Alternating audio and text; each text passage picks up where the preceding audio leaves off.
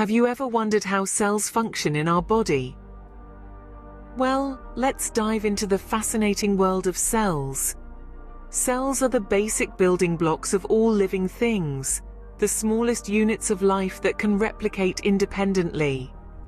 They come in a myriad of types, each with a unique role in supporting life. Imagine cells as microscopic factories. They take in nutrients from food, convert those nutrients into energy, carry out specialized functions, and reproduce as needed. Each cell is a bustling world of its own, complete with a protective outer layer known as the cell membrane, and a command center, the nucleus, which contains our DNA. Cells are incredibly diverse. Some are red blood cells, ferrying oxygen around our bodies, while others are nerve cells, transmitting signals to and from our brains. From bacteria to blue whales, all life depends on these microscopic wonders. Understanding cells and their function is the foundation to understanding the intricacies of life. Now that we know what cells are, what exactly do they do? Well, cells are like the unsung heroes of our bodies, performing a myriad of functions that keep us alive and well. They are the smallest unit of life, and yet they hold within them the power to sustain life itself. Allow me to take you on a journey through the bustling world of cell functions. Firstly, cells are like mini power plants, producing the energy we need to move, think, grow, and even dream. This process, called cellular respiration, happens in the cell's mitochondria, where glucose from the food we eat is converted into energy in the form of ATP. Every second, your cells are creating millions of these ATP molecules, fueling your body's every function. Next up, we have protein synthesis. Proteins are vital to our existence, serving as the building blocks of our bodies. They repair and maintain our tissues, facilitate chemical reactions, and carry signals between cells. This process of protein creation happens in the ribosomes, the cell's protein factories, using the instructions provided by the cell's DNA. Cells also act as waste management systems. Just as our homes and cities need regular cleanup to function properly, so do our bodies. Cells use a process known as autophagy to remove damaged components, and lysosomes to break down waste materials and cellular debris. This keeps our cells clean, healthy, and functioning optimally. Lastly, let's talk about cell communication. Cells are not solitary entities. They constantly interact with each other, sending and receiving signals that regulate everything from growth and development to immune responses. This complex network of communication allows cells to coordinate their actions and work together for the greater good of the organism. So there you have it. Cells are not just simple blobs of protoplasm. They're sophisticated, working tirelessly to produce energy, synthesize proteins, manage waste, and communicate with each other. Each cell is like a tiny factory, a microcosm of activity, dedicated to keeping you alive and well. Cells are like the tiny factories of our body, tirelessly working to keep us going. Cells don't just perform functions, they also have a life cycle. But what does a cell's life look like? Let's delve into the fascinating journey of a cell.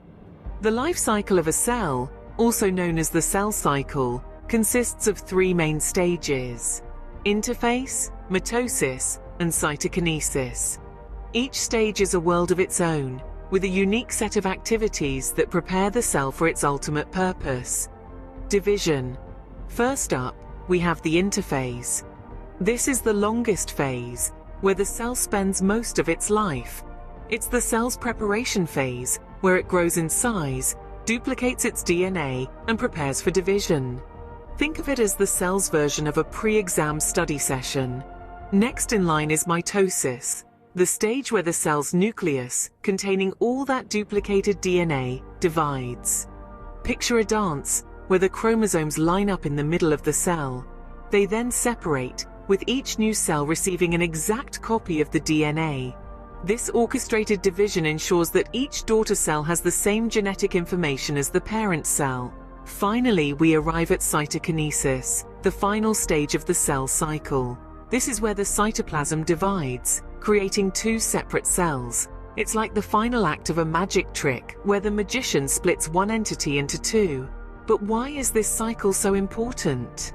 Well, the cell cycle is the cornerstone of life. It's through this cycle that our bodies grow, repair damaged tissues, and replace old cells. It's a continuous process of renewal and regeneration that keeps us alive and well. So there you have it, the life cycle of a cell. From interphase to mitosis, and finally to cytokinesis, each stage plays a crucial role in creating new, healthy cells. It's a journey that's as intricate as it is essential. The cell cycle ensures that our bodies can grow, repair, and maintain themselves effectively. One of the most important stages of the cell cycle is cell division, but did you know there are different types? Indeed, our bodies utilize two primary methods of cell division, mitosis and meiosis. Each serves a unique purpose and occurs in specific areas of the body. Let's start with mitosis. Picture it as a photocopying machine of the cell world. Mitosis is responsible for the growth and repair of our bodies. When a cell divides through mitosis, it creates two identical daughter cells, each carrying the same genetic information as the parent cell. This process is vital in areas of the body where rapid growth or repair is necessary, such as in our skin or the lining of our intestines. On the other hand, meiosis is more like a game of genetic mix and match.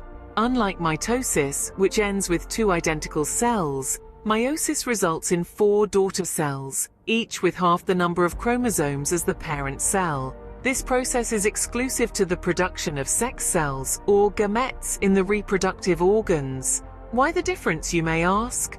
Well, the purpose of meiosis is to ensure genetic diversity. When sexual reproduction occurs, these gametes combine to form a new organism with a unique set of genetic material. This diversity is key to the survival of species over time, as it allows for adaptation and evolution. In a nutshell, mitosis allows our bodies to grow and repair by producing identical cells, while meiosis ensures genetic diversity by creating unique sex cells. Both processes are vital to life as we know it, each serving a distinct yet equally important role. Remember, our bodies are a bustling hub of activity, with millions of cells dividing and multiplying every second. This constant process of cell division is what keeps us alive. Now let's delve into what these cells are and their functions. First up, we have red blood cells, also known as RBCs.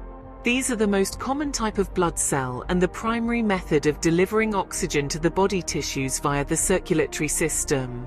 The normal range for RBCs in men is about 4.5 to 5.5 million cells per microliter of blood, and in women it's approximately 4.0 to 5.0 million.